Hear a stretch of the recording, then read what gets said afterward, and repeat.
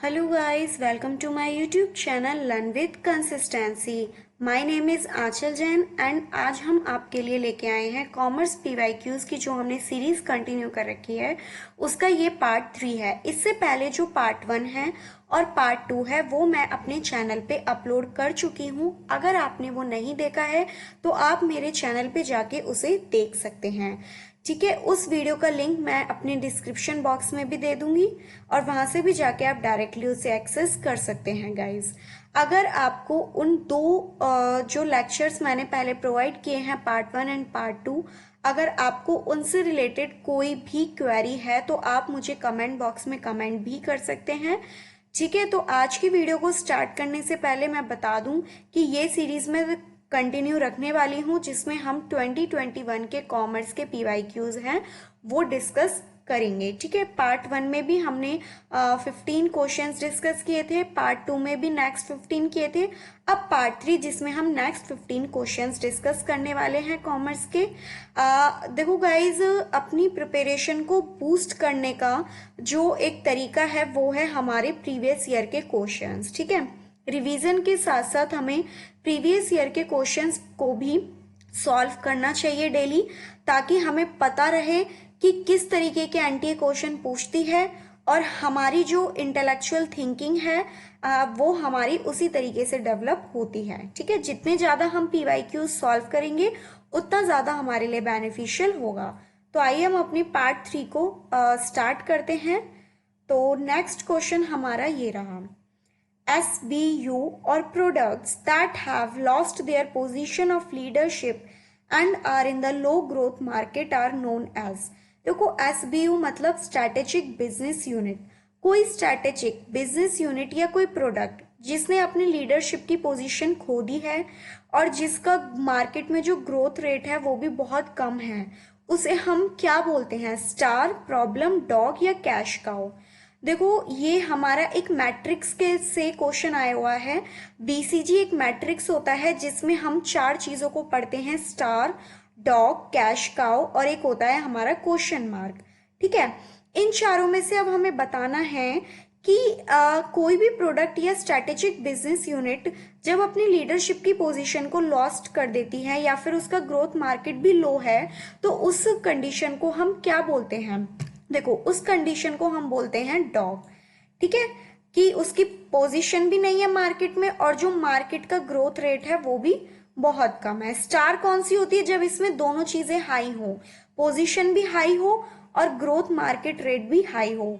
ठीक है, प्रॉब्लम हो गया हमारा क्वेश्चन मार्क कि हमारी पोजीशन तो बहुत कम है लेकिन मार्केट में ग्रोथ रेट ज्यादा है। ठीक है, और कैश काउ कौन सी होती है कि हमारा जो मतलब रिलेटिव शेयर है या लीडरशिप की पोजीशन है वो हाई है लेकिन जो हमारा ग्रोथ रेट है वो क्या है? कम है, उसे हम कैश काउ बोलते हैं। ठीक है, ये मैट्रिक्स मैं आपको आगे वाली क्लास में बिल्कुल फुल फ्लैश डिस्कस करूंगी। इस मैट्रिक्स से क्वेश्चन बनता है और ये मैट्रिक्स बहुत इंपॉर्टेंट है, बीसीजी मैट्रिक्स। ठीक है ना? तो इसका आंसर क्या हो गया? डॉग। अब देखो नेक्स्ट क्वेश्चन क्या बोल रहा है, which of the following is not one of the advantages of derivative market. कि इनमें से कौन सा ऑप्शन ऐसा है जो डेरिवेटिव मार्केट का एडवांटेजेस नहीं है, मतलब हमें डिसएडवांटेजेस बताना है डेरिवेटिव मार्केट का। देखो, सबसे पहला क्या है? Leveraging increases risk. कि इसमें जो लेवरेज होता है, ठीक है, वो क्या करता है? रिस्क को बढ़ाता है। तो एक तरीके से अगर हम इस सेंटेंस को पढ़ रहे हैं तो ये हमें डिसएडवांटेजेस लग रहा है कि भाई डेरिवेटिव मार्केट में जो लेवरेज होता है वो रिस्क बढ़ाता है। तो ये एडवांटेजेस तो नहीं है, डिसएडवांटेजेस है, लेकिन फिर भी हम अपने आगे वाले पॉइंट्स को पढ़ लेते हैं। They enhance liquidity in the market for underlying assets. Liquidity बढ़ाता है, एक तरीके का ये इंश्योरेंस देता है हमें रिस्क के अगेंस्ट, और ये प्राइस वॉलेटिलिटी रिड्यूस करता है। ठीक है, तो अगर आपको इन चारों स्टेटमेंट को पढ़ोगे तो इनमें से डिसएडवांटेजेस कौन सा है डेरिवेटिव मार्केट का? फर्स्ट, कि लेवरेजेस इंक्रीजेस रिस्क। ठीक है, तो इसका आंसर क्या हो गया? फर्स्ट। नेक्स्ट क्वेश्चन क्या है, packing order theory in finance is based on the assertion of. देखो, पैकिंग ऑर्डर थ्योरी ये हमारा बिजनेस फाइनेंस से क्वेश्चन है कि पैकिंग ऑर्डर थ्योरी किस असर्शन पे बेस्ड है। पैकिंग ऑर्डर थ्योरी में क्या होता है गाइस कि जब मैनेजर और इन्वेस्टर के बीच में इक्वल इंफॉर्मेशन नहीं होती, मतलब जब लैक ऑफ इंफॉर्मेशन होती है, उसे हम क्या बोलते हैं, पैकिंग ऑर्डर थ्योरी। तो इसमें क्या बोला है कि asymmetric information between manager and investor, कि जब मैनेजर और इन्वेस्टर के बीच में असिमेट्रिक होता है कि इक्वल इंफॉर्मेशन नहीं है, तो वो हमारी क्या होती है, पैकिंग ऑर्डर थ्योरी। ठीक है, तो क्वेश्चन 33 का इसका जो आंसर है वो क्या है, 1 है। ठीक है, इसका आंसर हो गया 1। नेक्स्ट क्वेश्चन देखते हैं। देखो स्टेटमेंट 1 क्या बोल रखा है कि delegation is an interpersonal transaction based on behavioural analysis, कि जो डेलीगेशन है वो इंटरपर्सनल ट्रांजैक्शन है। नहीं, आपको पता होगा कि डेलीगेशन में क्या होता है कि जब एक सुपीरियर अपने नीचे वाले, मतलब अपने नीचे वाले सबऑर्डिनेट को ऑथोरिटी देता है, ठीक है, पहले तो उसे कोई रिस्पॉन्सिबिलिटी दी काम करने के लिए, उसके बदले उसकी उस रिस्पॉन्सिबिलिटी को फुलफिल करने के लिए उसने उससे रिलेटेड अथॉरिटी दे दी, तो वो हमारा होता है डेलीगेशन। ठीक है, लेकिन डेलीगेशन एक इंटरपर्सनल ट्रांजैक्शन नहीं है। देखो ट्रांजैक्शन में क्या होता है, जब दो लोगों के बीच में एक एक्सचेंज हो रहा हो, एक ले रहा हो एक दे रहा हो, लेकिन डेलीगेशन का मतलब क्या हो गया कि हमने वो कोई अथॉरिटी अपने सबऑर्डिनेट को दे दी है। ठीक है, तो ये इंटरपर्सनल ट्रांजैक्शन नहीं है। तो स्टेटमेंट 1 हमारी क्या हो गई, इनकरेक्ट हो गई। और स्टेटमेंट 2 हम पढ़ते हैं, delegation is an evolutionary and developmental process which needs encouragement and reinforcement. Delegation क्या है, एक इवोल्यूशनरी एंड डेवलपमेंट प्रोसेस है जिसमें एनकरेजमेंट और रीइंफोर्समेंट की जरूरत है। तो स्टेटमेंट 2 हमारी करेक्ट है, लेकिन स्टेटमेंट 1 हमारी इनकरेक्ट है, क्योंकि डेलीगेशन इंटरपर्सनल ट्रांजैक्शन नहीं होता। ठीक है, तो इसका आंसर क्या हो गया, 4th। नेक्स्ट क्वेश्चन है, which of the following are correct about complementary event. देखो कॉम्प्लीमेंट्री इवेंट्स क्या होते हैं कि हम मतलब हमने कोई इवेंट परफॉर्म किया, तो उस इवेंट को जब हम परफॉर्म करेंगे तो उसके सिर्फ 2 ही आउटकम हो सकते हैं। अब जैसे हम एग्जाम दे रहे हैं, या तो एग्जाम हम पास कर लेंगे या एग्जाम हम पास नहीं कर पाएंगे, मतलब 2 ही आउटकम है, या तो एग्जाम पास होगा या एग्जाम पास नहीं होगा। ठीक है, तो एक इवेंट जब कोई परफॉर्म करता है तो उसके जस्ट अपोजिट हम क्या बोलते हैं, उसे कॉम्प्लीमेंट बोलते हैं। तो इनमें से बताना है कि कौन सा कॉम्प्लीमेंट्री इवेंट्स के लिए करेक्ट है। देखो म्यूचुअली एक्सक्लूसिव, ठीक है, independent, such that their probability add up to 1, और कलेक्टिव एग्जॉस्टिव। देखो म्यूचुअली एक्सक्लूसिव होगा क्योंकि एक टाइम पे एक ही इवेंट परफॉर्म होगा, या तो एग्जाम क्लियर होगा या एग्जाम क्लियर नहीं होगा। ठीक है, इंडिपेंडेंट नहीं होगा, कॉम्प्लीमेंट्री इवेंट्स कभी भी इंडिपेंडेंट नहीं होते। इंडिपेंडेंट का मतलब क्या हो गया कि वो एक दूसरे पे डिपेंड ही नहीं है। ठीक है, लेकिन एक दूसरे पे वो डिपेंड है कि अगर सपोज एग्जाम क्लियर हो गया तो इसका मतलब एग्जाम क्लियर ना होने के जो चांसेस है वो 0 हैं। ठीक है, तो ये एक दूसरे पे क्या है, डिपेंड होते हैं, ना कि इंडिपेंडेंट। तो बी तो आएगा ही नहीं, जिसमें भी बी आ रहा है ना वो वाला ऑप्शन हटा दीजिए। फर्स्ट में बी आ रहा है, सेकंड में भी बी आ रहा है, और थर्ड में भी बी आ रहा है। ठीक है, तो हमारे पास कौन सा बचा, सिर्फ 4th ऑप्शन बचा, ए सी डी। अब 2 आउटकम निकल के आएंगे, तो उन 2 आउटकम की जब हम प्रोबेबिलिटी ऐड करेंगे तो क्या आएगी, 1 आएगी। ठीक है, बिल्कुल सही है। कलेक्टिव एग्जॉस्टिव भी यही है कि एक इवेंट में से एक ही चांसेस होते हैं अकर होने के एक टाइम पे। ओके, तो ए सी डी इसका आंसर क्या है हमारा, 4th ऑप्शन। अब देखो नेक्स्ट क्वेश्चन क्या बोल रहा है, which of the following statement is a promissory note. इनमें से कौन सी स्टेटमेंट प्रोमोजरी नोट को डिफाइन करती है। देखो प्रोमोजरी नोट क्या होता है कि 2 पार्टी है ए और बी। ठीक है, जो पैसे देगा, अब जैसे ए को बी को पैसे देने हैं तो ए प्रोमोजरी नोट बना के देगा।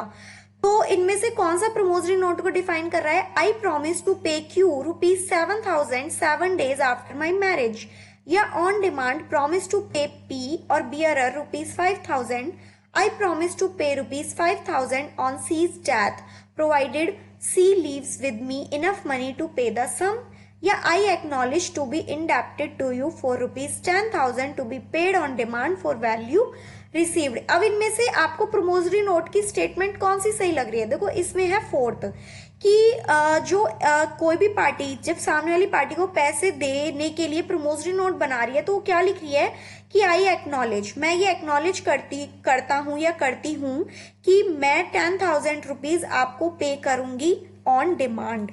ठीक है, तो ये हमारा प्रमोजरी नोट की स्टेटमेंट हो गई। तो इसका आंसर क्या हो गया? फोर्थ। नेक्स्ट क्वेश्चन देखिए, which of the following statement are false, indicate the correct code. इनमें से कौन सी स्टेटमेंट क्या बतानी है, फॉल्स कौन सी स्टेटमेंट है? सबसे पहली क्या है, no company has to file any prescribe declaration before commencement of business. बिल्कुल सही बोला है कि बिजनेस स्टार्ट होने से पहले आप कंपनी कोई भी डिक्लेरेशन फाइल नहीं कर सकती। तो ए तो हमारी ट्रू है ना कि फॉल्स है। तो जिनमें भी ए आ रहा है वो वाली ऑप्शन आप हटा दीजिए। फर्स्ट में आ रहा है, सेकंड में आ रहा है, तो ये दोनों ऑप्शन तो कैंसिल हो जाएंगी। इन दोनों ऑप्शन में से तो कोई आंसर हो ही नहीं सकता।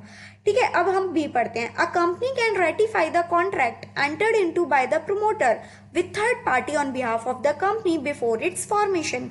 क्या बोला है कि कंपनी अगर सपोज बिजनेस कमेंस होने से पहले ही किसी प्रमोटर ने कोई कॉन्ट्रैक्ट कर लिया थर्ड पार्टी से, तो क्या कंपनी उसे रेटिफाई कर सकती है? नहीं। कमेंसमेंट होने से पहले या फॉर्मेशन होने से पहले तो कोई भी कॉन्ट्रैक्ट है वो कंपनी रेटिफाई नहीं कर सकती है। ठीक है, तो बी आएगा।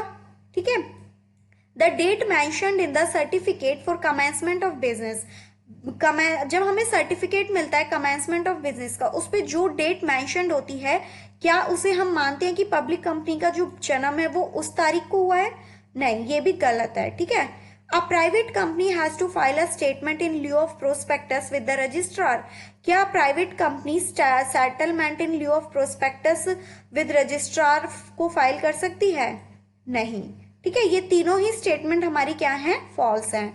तो बी सी डी ये तीनों हमारी क्या है? आंसर हो गया। ठीक है, ये तीनों स्टेटमेंट हमारी फॉल्स हैं। नेक्स्ट क्वेश्चन क्या है, sequence the following in increasing order of integration of member economics.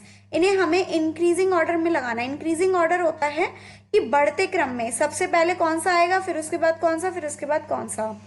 देखो, ये हमारा इंटरनेशनल बिजनेस का क्वेश्चन है।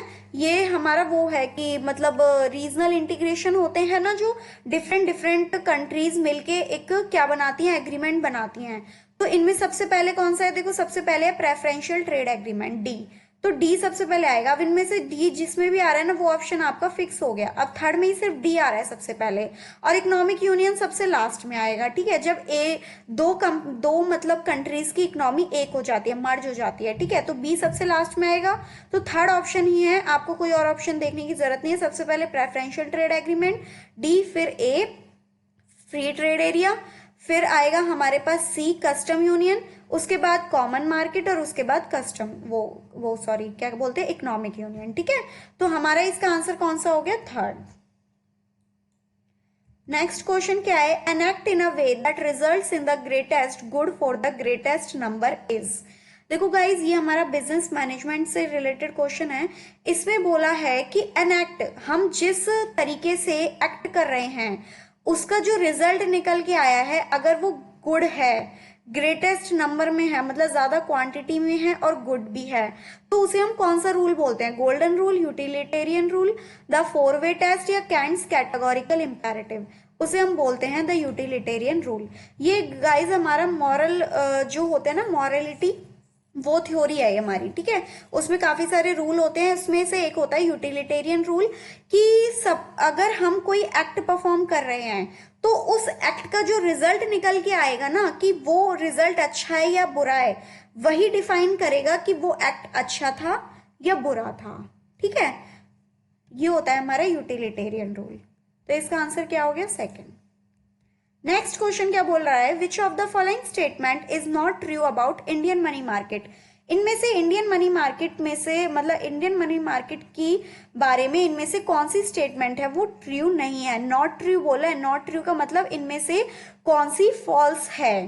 ठीक है, देखो गाइज, आपको पता होगा मनी मार्केट कौन सी होती है? जो शॉर्ट टर्म के लिए होती है, जिसमें लिक्विडिटी भी ज्यादा होती है, रिस्क भी कम होता है, और हमारे रिटर्न्स भी कम होते हैं। लेकिन क्या होता है कि हमारी जो रिटर्न्स है वो एश्योर होते हैं। ठीक है, इनमें से कौन सी स्टेटमेंट ट्रू नहीं है मनी मार्केट के लिए?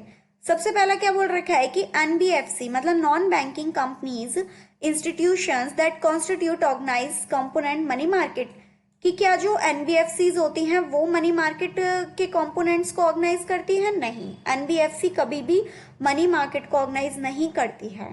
ठीक है, तो ये वाली स्टेटमेंट हमारी क्या हो गई, फॉल्स हो गई, मतलब ये गलत है। ठीक है, तो ये हमारा आंसर हो गया। अब हम आगे भी पढ़ लेते हैं। Money market mutual fund are allowed to sell units to corporate and individuals. कि मनी मार्केट जो म्यूचुअल फंड है वो कॉर्पोरेट और इंडिविजुअल दोनों को यूनिट सेल करने की परमिशन उन्हें होती है, बिल्कुल ठीक है। A well developed money market is essential for modern economy, ये भी बिल्कुल ठीक है। In the Indian money market the predominant place is enjoy by the government and semi government securities. ठीक है, इंडियन मनी मार्केट में जो सबसे ज्यादा मतलब कहते हैं ना कि सबसे ज्यादा पोजीशन है वो किन की है, गवर्नमेंट और सेमी गवर्नमेंट सिक्योरिटीज की। क्योंकि देखो जो इन्वेस्टर्स होते हैं वो उन्हीं सिक्योरिटीज में इन्वेस्ट करना पसंद करते हैं जो गवर्नमेंट की है या सेमी गवर्नमेंट है, क्योंकि उनमें क्या होता है कि रिस्क भी कम होता है और रिटर्न भी हमें एफिशिएंट मिलता है। ठीक है, तो इनमें से कौन सी स्टेटमेंट हमारी ट्रू नहीं है, फर्स्ट, तो इसका आंसर क्या हो गया, 1। ठीक है, नेक्स्ट क्वेश्चन क्या बोला है, which of the following are not the objectives of competition act 2002। Competition act 2002 के कौन से इनमें से ऑब्जेक्टिव नहीं है। देखो सबसे पहले क्या है, ensure freedom of trade for other participants in incidental and connected market, कि हमें पूरी फ्रीडम है ट्रेड करने की, ठीक है, अदर पार्टिसिपेंट्स के साथ, तो ये ए हमारा ऑब्जेक्टिव है। ठीक है, लेकिन इसमें क्या पूछा है कि कौन सा ऑब्जेक्टिव नहीं है, लेकिन ये तो ऑब्जेक्टिव है, तो ए तो ऑप्शन आएगा ही नहीं, जिसमें भी ए आ रहा है वो आप काट दीजिए, फर्स्ट और थर्ड ऑप्शन तो एलिमिनेट हो गया। अब हमारे पास सेकंड और फोर्थ बचा, देखो इसमें से बी और सी तो आएगा ही आएगा। Provide a reasonable level of reliability and connect operation, ये हमारा कोई ऑब्जेक्टिव नहीं है। Adhere to generally accepted security procedure, ये हमारा कोई ऑब्जेक्टिव नहीं है। लेकिन protect the interest of consumer, consumer के इंटरेस्ट को प्रोटेक्ट करना कॉम्पिटिशन एक्ट का ऑब्जेक्टिव है, तो डी हमारा नहीं आएगा। ठीक है, तो बी और सी जिसमें भी आ रहा है वो ऑप्शन हमारे करेक्ट है, तो इसका आंसर क्या हो गया, फोर्थ। ठीक है, नेक्स्ट क्वेश्चन क्या बोल रहा है कि financial crisis takes the form of. अब जो फाइनेंशियल क्राइसिस होते हैं, ठीक है, वो किस किस तरीके के होते हैं, देखो currency crisis, banking crisis, systematic financial crisis. अगर कोई क्राइसिस सिस्टमैटिक है तो वो तो क्राइसिस है ही नहीं ना गाइस। ठीक है, तो सी नहीं होगा।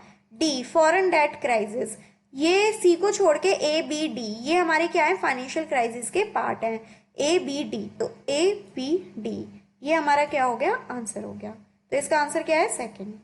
नेक्स्ट क्वेश्चन क्या बोला है, the basic method of valuing human assets is.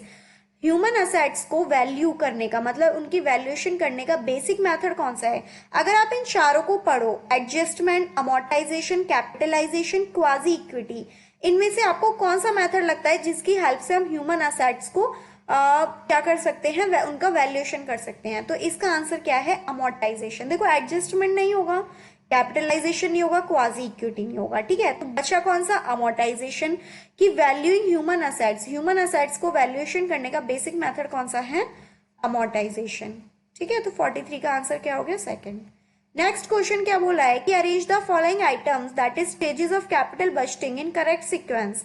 देखो कैपिटल बजटिंग का मतलब क्या होता है, हमारे पास डिफरेंट इन्वेस्टमेंट प्रोजेक्ट्स हैं, अब हम किस में पैसा लगाएं जो हमारे लिए प्रॉफिटेबल हो, ठीक है, और जिससे हमें मतलब रिटर्न्स भी अच्छे मिले, ये बहुत बड़ा डिसीजन होता है। तो हम इस कैपिटल बजटिंग में क्या किस स्टेजेस से हमें चलना पड़ता है, तो उन स्टेजेस को हमें सीक्वेंस में लगाना है। देखो सबसे पहले क्या है, identification of potential investment opportunity. सबसे पहले हमें पोटेंशियल इन्वेस्टमेंट अपॉर्चुनिटीज को क्या करना है, आइडेंटिफाई, कि हमारे पास कौन कौन सी इन्वेस्टमेंट अपॉर्चुनिटीज अवेलेबल है। ठीक है, तो ए सबसे पहले आएगा, तो ए देखो ए जिस भी ऑप्शन में सबसे पहले आ रहा है वो ऑप्शन हमारा सही है, तो फोर्थ में ही है जिसमें ए सबसे पहले आ रहा है।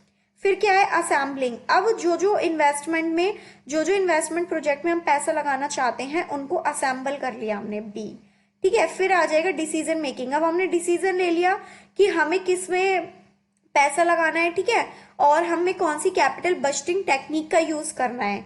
फिर आ जाएगा ई, प्रिपरेशन। डिसीजन लेने के बाद हम अपना कैपिटल बजट प्रिपेयर करेंगे, ठीक है, उसके बाद फिर हम क्या कर देंगे कि उस टेक्निक को इम्प्लीमेंट कर देंगे, और उसके बाद हम परफॉर्मेंस रिव्यू करेंगे कि किस तरीके से हमारी इन्वेस्टमेंट प्रॉफिटेबल लेवल पे जा रही है। तो A B C E D यही इसका आंसर है। ठीक है, इसका आंसर क्या हो गया, फोर्थ। नेक्स्ट क्वेश्चन क्या बोला है, which of the following losses are not deductible from business income.